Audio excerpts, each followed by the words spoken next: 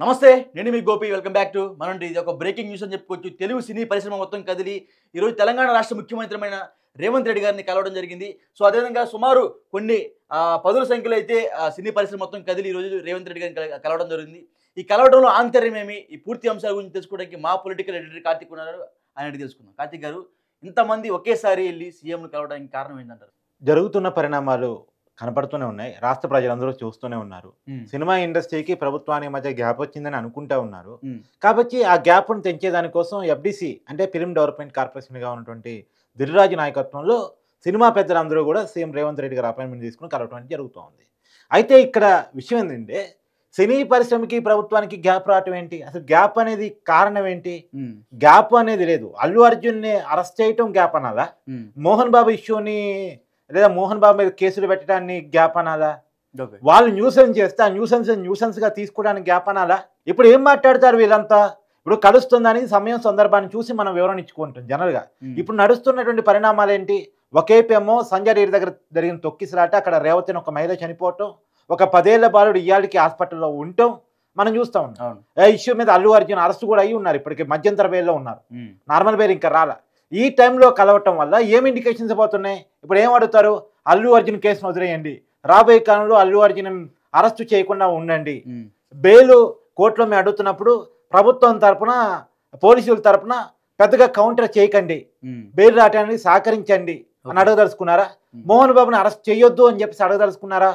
లేదు నాగార్జున విషయంలో కోఆపరేటివ్గా ఉన్న అడగదలుచుకున్నారా? ఫోన్ ట్యాపింగ్ విషయంలో నాగార్జున కుటుంబాన్ని విరికించొద్దు అని చెప్పేసి అడగదలుచుకున్నారా? లేదు సురేష్ బాబు గోకినిపల్లి ఆక్రమించుకున్న 90 ఎకరాల భూమికి పర్మిషన్స్ ఇవ్వండి అని చెప్పేసి అడగదలుచుకున్నారా? ఏమడగదలుచుకున్నారు? లేదు ఆపుతానన్న బెనిఫిట్ షోలో ఇవ్వండి అని అడగదలుచుకున్నారా? వెయ్యమో అని చెప్పిన ప్రీవియస్ షోలో వెయ్యండి అని అడగదలుచుకున్నారా? పెంచను అన్న టికెట్ రేటు పెంచండి అని అడగదలుచుకున్నారా? ఏంటి సినిమా సమస్యలు? సినిమా సమస్యలే ఉన్నాయి అనుకో, ఇవాళ ఎందుకు గుర్తొచ్చాయి? ఇష్యూస్ నడుస్తున్న ఇవాళే సినిమా సమస్య ఎందుకు గుర్తొచ్చాయి? ఇన్నాళ్ళుగా సీఎం రేవంత్ రెడ్డి ఈ సినిమా పెద్దలు గతంలో ఎప్పుడు కలిశారు? అధికారులకు వచ్చి రేవంత్ రెడ్డి 1 ఇయర్ దాటిపోయింది. ఇంతమంది సినిమా పెద్దలు సినిమా పరిశ్రమ సమస్యల మీద ఎప్పుడు అపాయింట్మెంట్ అడిగి ఎప్పుడు కలిశారు? సరే పోనీ ఆయన కలవడం పక్కన పెట్టండి, మీరు ఎప్పుడు అపాయింట్మెంట్ అడిగారు సినిమా పరిశ్రమ పెద్దలు? ఇవాళ ఎందుకు ప్రభుత్వాన్ని కలుస్తున్నారు? నేను రేవంత్ రెడ్డి గారిని కూడా అడుగుతున్నాను. రేవంత్ రెడ్డి గారు సినిమా పెద్దలను మీరు కలుస్తున్నారు, మీరు ఏం ఇండికేషన్ సమాజాన్ని పంపిస్తున్నారు? మేము మాలాంటి వాళ్ళం గొంతెత్తి ప్రశ్నిస్తా ఉన్నాం. అసలు పుష్ప సినిమానే తెలంగాణలో బ్యాన్ చేయాలి. ఆ సినిమా ఒక రాంగ్ కంటెంట్ మూవీ. ఆ సినిమా వల్ల ఒక తప్పుడు సందేశాలు ప్రజల్లోకి వెళ్ళే అవకాశం ఉంది. పోలీస్ వ్యవస్థ మీద చెడు అభిప్రాయం వచ్చే అవకాశం ఉంది. పోలీస్ వ్యవస్థని కించపరుస్తూ ఒక స్మగ్లర్ చేసినటువంటి అరాచకాన్ని హీరోయిజంగా చూపించినటువంటి సినిమా పుష్ప సినిమా. ఆ సినిమాని బ్యాన్ చేయాలి. ఆ సినిమాకు వచ్చినటువంటి ప్రతి రూపాయి కలెక్షన్ని ప్రభుత్వం స్వాధీనం చేసుకోవాలి అని చెప్పేసి మేము డిమాండ్ చేస్తున్న క్రమంలో సినిమా పెద్దలతో భేటీ ద్వారా మీరు ఏం సందేశాన్ని పంపదలుచుకున్నారు?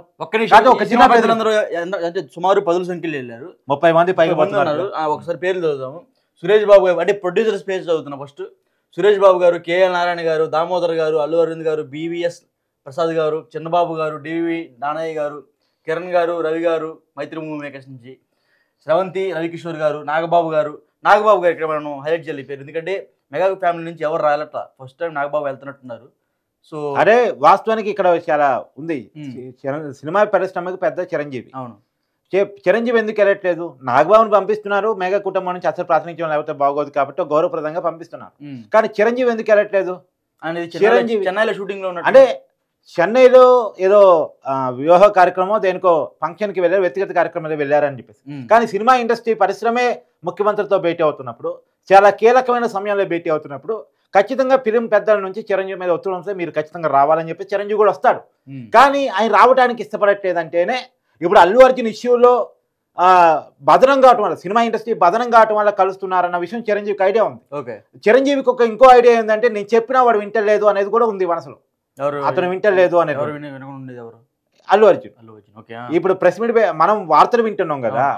సో కాబట్టి ఈ అన్ని పరిణామ క్రమంలో ప్రభుత్వంతో అనవసరంగా సినిమా ఇండస్ట్రీ కాంట్రవర్సీకి పోయిందని చిరంజీవి భావిస్తున్నారు. ఈటను సయోజు కోసం నేను వస్తే నా పెద్దరికం పోతుంది అని అనుకున్నారా ఏంటి అనేది ఒక క్వశ్చన్ మార్క్. కాబట్టే చిరంజీవి రావట్లేదు అనేది. ఎందుకంటే మామూలుగా గతంలో ప్రభుత్వాలను కలిసినప్పుడు, ఇక్కడ కేసీఆర్ని గతంలో తెలంగాణ ముఖ్యమంత్రి హోదాలో కలిసినప్పుడు కానీ, అక్కడ జగన్ని గతంలో కలిసినప్పుడు కానీ, అధికారులకు వచ్చిన తర్వాత కూటమి అధికారులకు వచ్చి చంద్రబాబు నాయుడు కలవటంలో కానీ చిరంజీవి ఎప్పుడు కీలక పాత్ర వహించారు. ఈవెన్ రేవంత్ రెడ్డితో కూడా మంచి సంబంధాలు కొనసాగించారు.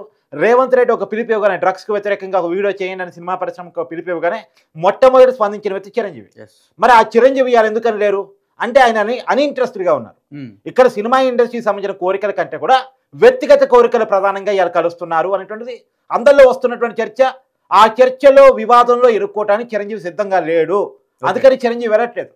ఇక్కడ సినిమా ఇండస్ట్రీ సమస్యలు అంటే ఇప్పుడు జూనియర్ ఆర్టిస్టుల సమస్యల మీద కలుస్తున్నారా, 24 ఫ్రేమ్స్ సంబంధించిన సమస్యల మీద కలుస్తున్నారా, లేదు సినిమా ఇండస్ట్రీ షూటింగ్లో హైదరాబాద్లో నడుపుకుంటాం, తెలంగాణలో నడుపుకుంటాం, తెలంగాణలో విదేశాలకు పోకుండా ఇక్కడే మేము షూటింగ్లో పెట్టుకుంటాం, డబ్బింగ్ స్టూడియోలు ఆల్రెడీ హైదరాబాద్లో ఉన్నాయి పెద్ద ఎత్తున కాబట్టి ఫిలిం సిటీలు స్టూడియోలు ప్రభుత్వ భూమిలో లీజుకు తీసుకొని మేము కట్టుకున్నాం కాబట్టి తక్కువ రేటుకి నాసిరకమైన ఫీజు చెల్లిస్తూ మేము కట్టుకున్నాం కాబట్టి ఇక్కడ హైదరాబాద్లోనే షూటింగ్ చేస్తాం, ఇక్కడ ఉన్న వాళ్ళకి ఎక్కువ ఉపాధి ఉద్యోగ అవకాశాలు లభిస్తాయి, హైదరాబాద్ ఆదాయాన్ని పెంచడంలో మేము ప్రముఖ పాత్ర వహిస్తాం, బాగా కోఆపరేట్ చేయండి అని కలుస్తున్నారా? నిజంగా ఈ సమస్యల మీదే కలిసే కాడికైతే ఈ 1 year కాలంలో ఎందుకు కలవలేదు, ఇవాళ ఎందుకు కలుస్తున్నారు అంటే అల్లు అర్జున్ ఒక పూట జైలుకి పోగానే ఇండస్ట్రీకి సమస్యలు గుర్తొచ్చాయి, మోహన్ బాబు ఇంట్లో ఇష్యూ జరగగానే సినిమా పరిశ్రమకి ఇష్యూస్ గుర్తొచ్చాయి. అంటే ఇది పెద్దల సమస్య తప్ప ప్రజల సమస్య కాదు, సినిమా ఇండస్ట్రీలో ఉన్నటువంటి సామాన్యుడి సమస్య కాదు, ఆర్టిస్టుల సమస్య కాదు. ఇప్పుడు సినిమా హీరోలు పెద్ద ఎత్తున కలెక్షన్స్ కొల్లగొట్టుకోవడం కోసం, ఆ కలెక్షన్స్ని మళ్ళా జనం జేబుల్లో నుంచి రాబట్టుకోవడం కోసం పెద్ద ఎత్తున టికెట్ రూపంలో డబ్బులు వసూలు చేసి సినిమా చూడాలి, సినిమాను ఒక వినోదంగా రోజువారీ జీవితంలో అనేక టెన్షన్స్ పడుతూ అనేక రోజువారీ ఇబ్బందులకు గురవుతున్నటువంటి వాళ్ళు అవన్నీ మర్చిపోతే ఎంటర్టైన్మెంట్ కోసం సినిమా చూడాలి అనేటువంటి ఒక భావన ఉన్నటువంటి కామన్ ఆడియన్స్ నుంచి జేబుకి చిల్లు పెట్టాలి, దానికి ప్రభుత్వాలు కోఆపరేట్ చేయాలని అడగటానికి పోతున్నట్టు కనిపిస్తుంది తప్ప మా మీద ఉన్నటువంటి కేసుల్ని పక్కా పట్టించండి, ప్రభుత్వం మా కోఆపరేటివ్గా ఉండండి, మేము ఎవరిని చంపినా పట్టించుకోవద్దు, మేము ఎలాంటి రోడ్ షోలు చేసినా చూస్తున్నట్టు పోండి, మాకు పర్మిషన్స్ లేకపోయినా సరే మాకు కోఆపరేట్ చేయండి అని అడగటానికి పోతున్నట్టు ఉంది తప్ప ఏం కనపడుతుంది? నెట్ట చలివిలో 12 గంటప్పుడు బెనిఫిట్ షోలు వేసుకున్నా మాకు పర్మిషన్ ఇవ్వండి, లేదు వర్షం వస్తుంది హైదరాబాద్ కొట్టుకొని పోతుంది కానీ మేము బెనిఫిట్ షోలు వేసుకుంటే మాకు పర్మిషన్ ఇవ్వండి, ఇలాంటి అడగటానికి పోతున్నట్టు మనకు కనపడుతుంది తప్ప సినిమా రంగ పరిశ్రమలు అయ్యి ఉంటే ఇన్నాళ్ళు ఎందుకు కలవలేదు? ఇంకో విషయం కూడా నేను అడగదలుచుకున్నా. ఇవాళ 2 కోట్ల రూపాయలు నిన్న శ్రీతేజ్ కుటుంబానికి సాయం ప్రకటించారు. అవును, మరి అదే సాయం అల్లు అరవింద్ గారు నిన్న వెళ్ళారు. మరి అల్లు అరవింద్ గారు మొదటి రోజు ఎందుకు వెళ్ళలేదు, 2వ రోజు ఎందుకు వెళ్ళలేదు, ఇన్నాళ్ళు ఎందుకు పట్టింది ఆ కుటుంబాన్ని సాయం చేయడానికి? ఇదే 2 కోట్ల రూపాయలు మొదటి రోజే ప్రకటించుంటే ఆ కుటుంబాన్ని కలిసి ఉండంటే ఎంత బాగుండేది.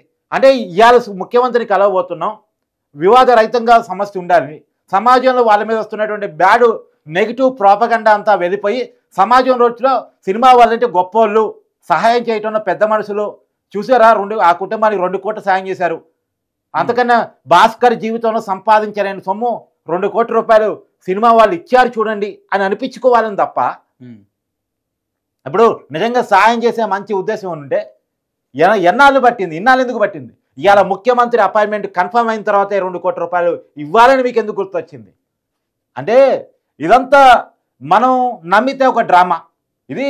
కాబట్టి ఇక్కడ సినిమా సమస్యలు, ప్రజల సమస్యలు, సినిమాతో ప్రజలకు ముడిపడిన అంశాలు కాకుండా కేవలం పెద్దల అంశాలు మాత్రమే ఉండబోతున్నాయి అన్నట్టు ఒక అనుమానం అలాంటి వ్యక్తం చేస్తాం. అంటే ఇంకా కొంతమంది డైరెక్టర్స్ ఉన్నారు, సో వాళ్ళ పేర్లు చూద్దాము.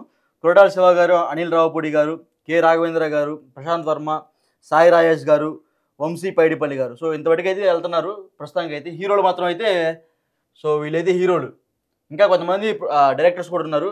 సో మనం చూసుకోవచ్చు, నాగార్జున గారు వెళ్తున్నారు, వరుణ్ తేజ్ వెళ్తున్నారు, సాయిధరం తేజ్ వెళ్తున్నారు, కళ్యాణ్ రామ్ వెళ్తున్నారు, శివబాలయ్య గారు వెళ్తున్నారు, అడ్విశేష్ గారు వెళ్తున్నారు, నితిన్ గారు వెళ్తున్నారు, వెంకటేష్ వెళ్తున్నారు, కిరణ్ అబ్బోవరం, జొన్నలగడ్డ సిద్ధు గారు వెళ్తున్నారు, రామ్ పోతినేని గారు. సో వీళ్ళందరూ కూడా వెళ్ళి కలిసి సినిమా వాళ్ళు ముఖ్యమంత్రి కలవటాన్ని అసలు దబ్బట్నీరు, కానీ కలిసే సందర్భం ఏంటిది? ఏం చర్చ నడుస్తున్న సందర్భంలో, ఎలాంటి పరిణామాలు నడుస్తున్న సందర్భంలో కలుస్తున్నారు? నేను ముఖ్యమంత్రి రేవంత్ రెడ్డి గారిని కూడా వేడుకునేది ఏంటంటే, మీరు ఏ డెసిషన్ అయితే ప్రకటించారు అసెంబ్లీలో దానికి మీరు కట్టుబడి ఉండాల్సిందే. మళ్ళీ సినిమాలో లాబింగ్ తలొగ్గి మళ్ళీ వెనకడికి వేసే పరిస్థితి ఉండకూడదు. ఇంకొక విషయం కూడా నేను అడగదలుచుకున్నది ఏంటంటే, మంచి కంటెంట్స్ ఉన్న సినిమాలకి, సమాజానికి ఉపయోగపడే సందేశాన్ని ఇచ్చే సినిమాలకి హిట్తో సంబంధం లేకుండా మీరు ఎలాంటి బెనిఫిట్స్ అని ఇవ్వండి, సమాజం హర్షిస్తుంది. సమాజానికి ఒక మంచి కంటెంట్ పంపిస్తున్నారు, సమాజంలో ఒక మంచి నేర్పిస్తున్నారు, సమాజంలో ఒక తత్వాన్ని బోధిస్తున్నారు అంటే అలాంటి సినిమాలకు మీరు ఏదన్నా ఇచ్చుకోండి. బెనిఫిట్స్ ఎలాంటి బెనిఫిట్స్ అయినా ప్రభుత్వం తరపున ఇవ్వండి. మేము ఎంకరేజ్ చేయమని అడుగుతాం. సినిమా ఇండస్ట్రీని ఎంకరేజ్ చేయాలి. సినిమా ఇండస్ట్రీ ఇంకా హీరోల నుంచి ఎక్కువ సినిమాలు రావాలి.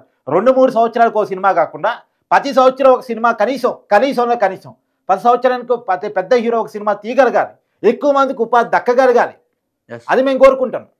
ఆ మేరకు మీరు సినిమా ఇండస్ట్రీ తోటి చర్చించండి అని చెప్పేసి ముఖ్యమంత్రిని గారు కోరుకుంటున్నాం. ఒక మంచి కంటెంట్ ఉన్న సినిమాలకి ఎలాంటి బెనిఫిట్స్ ఇచ్చినా, ఈవెన్ దో మేము వద్దన్న బెనిఫిట్ షోలో ఒక మంచి కంటెంట్ ఉన్న సినిమాకి ఇచ్చినా కానీ అభ్యంతరం లేదు.